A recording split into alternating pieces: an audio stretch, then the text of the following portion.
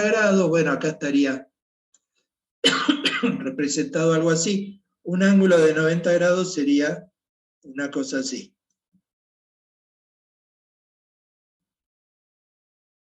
¿Sí?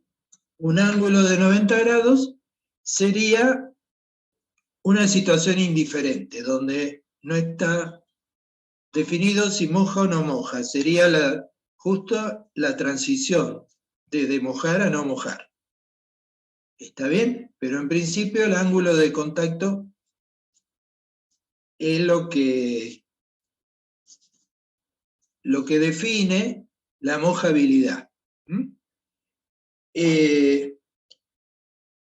Cualquier molécula ubicada en este punto, digamos, donde coexisten las tres fases, bueno, va a estar sujeto a la acción de las tensiones de interfase.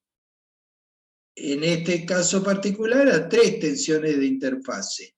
¿Por qué? Porque hay tres interfaces. O sea, hay una interfase que es entre el sólido y el líquido. O sea, todas las moléculas, por ejemplo, del líquido que están cerquita del borde con el sólido, están sujetas a la tensión de interfase sólido-líquido.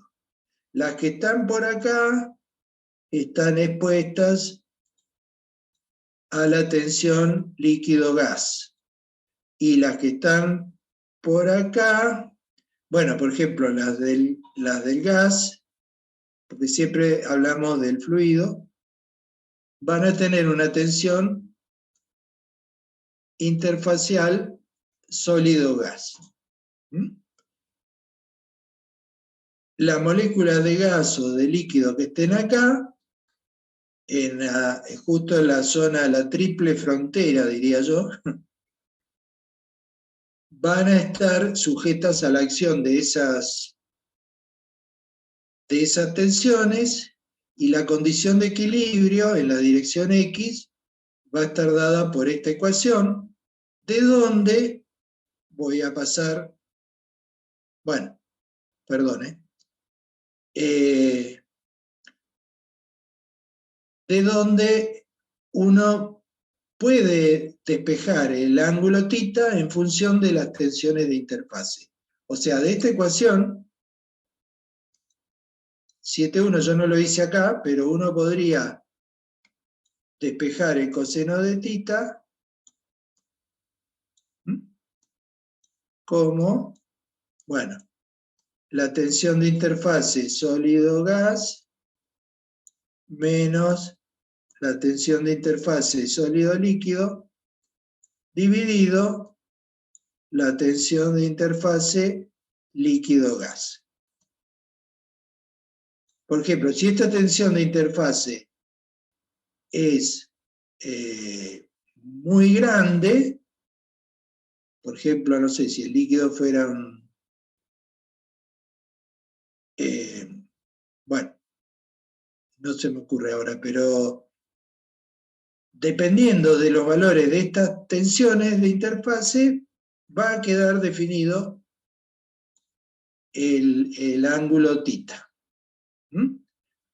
Bueno, además de esto, también hay otras cuestiones importantes respecto de la tensión, del ángulo de contacto. En principio, bueno, acá tenemos valores de referencia de ángulos de contacto, ¿sí? Y tensiones de interfase para fluidos, para interfaces comunes en ingeniería de reservorio. Por ejemplo, caso de agua-aire. Agua-aire normalmente, bueno, en realidad acá no tiene sentido el ángulo de contacto, porque no hay referencia al sólido, pero entiendo que debe referirse, no está puesto, pero debe referirse a una superficie afín con el agua, hidrofílica, o sea, como un vidrio, ¿sí? Pero bueno, para destacar, por ejemplo, fíjense el tema de las tensiones de interfase. Fíjense la del mercurio con el aire, o sea, el mercurio tiene una tensión de interfase muy, muy grande. Fíjense en relación con la de, bueno, la del petróleo o la del agua. Es muy, muy superior a las otras tensiones de interfase. Esto no sé si alguna vez ustedes han roto un termómetro de mercurio o han visto mercurio, pero el mercurio siempre, siempre forma gotas. Si ustedes tiran mercurio sobre un vidrio, se hacen todas gotitas, muchas, muchas gotitas, ¿sí? ¿Por qué hace gota el mercurio? Porque tiene una tensión de interfase muy, muy grande, muy, muy grande. ¿Mm? En cuanto a, fíjense, el aire obviamente tiene la más baja. Acá el cuadro no dice nada respecto de la densidad del aire, pero debe ser aire atmosférico. ¿Sí? Tensión superficial muy, muy, muy baja. Pero bueno, algo mayor la del petróleo y por supuesto la del agua. La del agua tiene mayor que el petróleo, ¿por qué? Porque el agua tiene los puentes de hidrógeno, que hace que las moléculas de agua entre sí tengan fuerza atractiva. O sea, el agua es un líquido muy atípico, tiene demasiada tensión superficial para lo que es. ¿Sí? Ya, bueno, fíjense, en relación con el petróleo,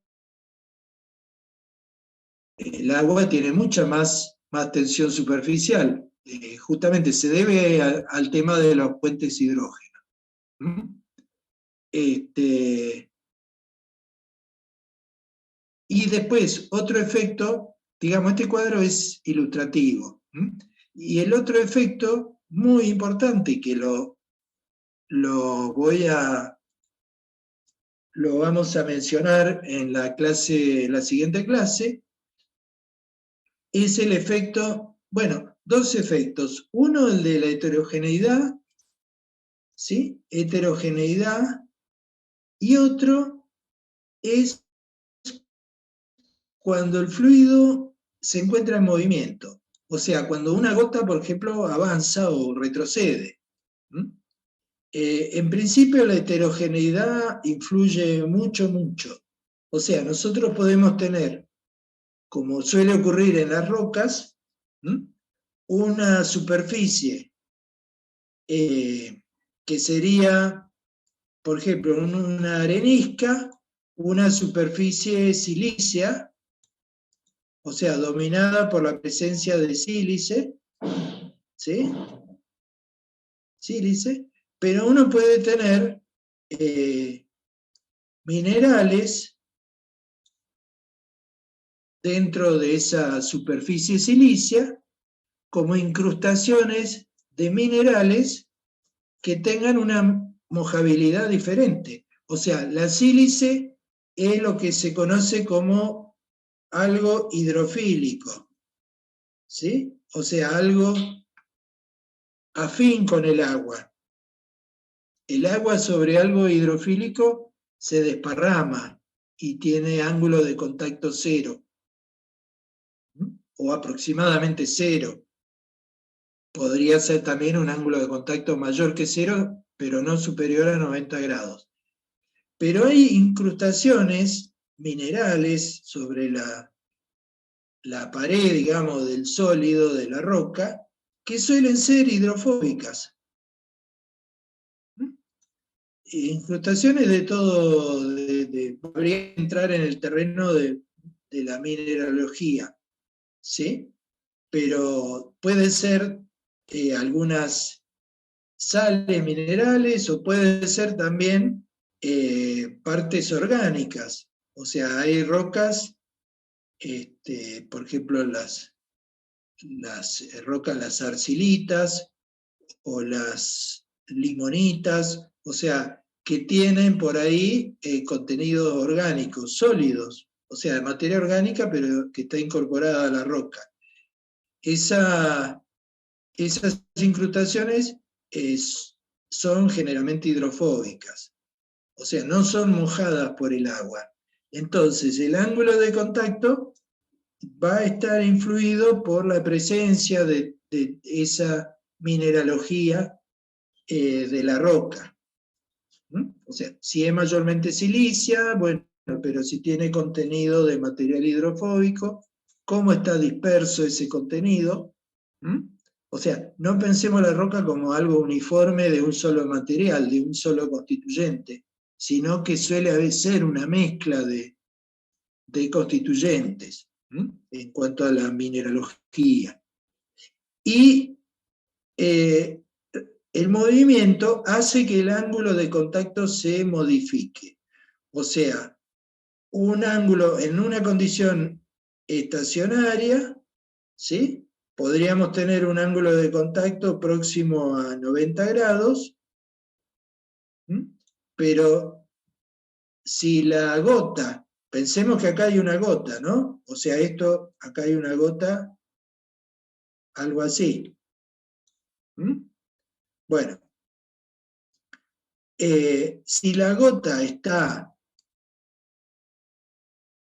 avanzando, o sea, se va desplazando, el ángulo de contacto, o sea, sobre una superficie mayormente hidrofílica, el ángulo de contacto puede ser mayor de 90. O sea, puede tener un comportamiento como si fuera hidrofóbico. ¿Sí? Mientras que si retrocede,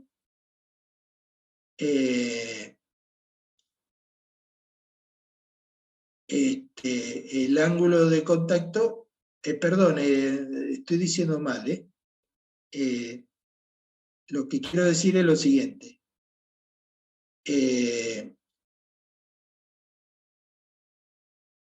La gota tiene una parte anterior y una parte posterior, ¿sí? O sea, este ángulo de contacto puede hacer así y el otro puede ser así, ¿sí? O sea, este ángulo puede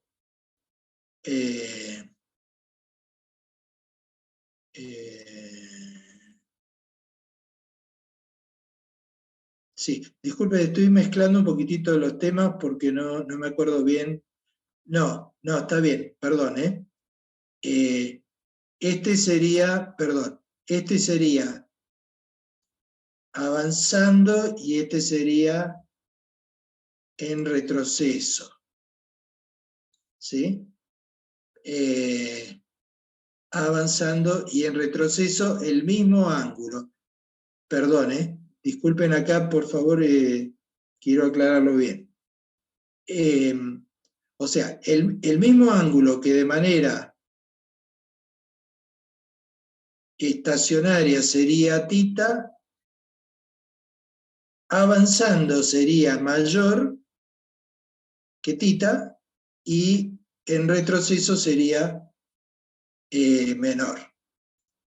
¿Sí? Es así, disculpen, estaba confundiendo una cuestión que tiene que ver con el ángulo frontal, por decirlo de alguna manera, de la gota y el ángulo de atrás, ¿sí? Pero que es otro problema. Pero esta figura se refiere simplemente al retroceso y a la, digamos, acción de avanzar, o sea, moverse para allá, como está acá, para allá, como está bien indicado. Paso a la siguiente. ¿Cómo juega este este ángulo de contacto entonces sobre la forma de las gotas depositadas sobre un sólido en función de la afinidad del líquido con el sólido y de la tensión de interfase, bueno, estaría sintetizado en esta figura, esta de acá, disculpen,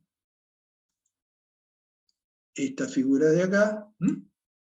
O sea, están los tres casos de mojabilidad, de indiferencia y de no mojabilidad. Justo en la no mojabilidad está puesto el caso del mercurio, el cual se ve favorecido por la elevada tensión superficial que presenta. Ahora, estas características de tensión interfacial y de mojabilidad definen, entre otras cosas, algo muy importante en ingeniería de reservorio, que es el ascenso capilar. El ascenso capilar es el ascenso, que puede ser descenso también, ¿sí?, de un fluido dentro de un tubo capilar, esto es un tubo delgado. Si el ángulo de contacto es menor de 90 grados, ¿sí?, que sería el caso de que el líquido moja al sólido, y tenemos un sólido, digamos, afín con ese líquido, vamos a observar lo que se denomina ascenso capilar. O sea, vamos a observar que el líquido, en este caso sería agua, que moja al sólido, o sea, la pared del capilar, preferentemente por sobre el petróleo, va a experimentar ascenso capilar. Si el comportamiento de ambos fluidos, petróleo y agua, en relación con el sólido del capilar, es indiferente, o sea, es este caso, no vamos a tener ascenso. O sea, simplemente la interfase dentro del capilar se va a establecer al mismo nivel que fuera del capilar. O sea, como si el capilar no existiera.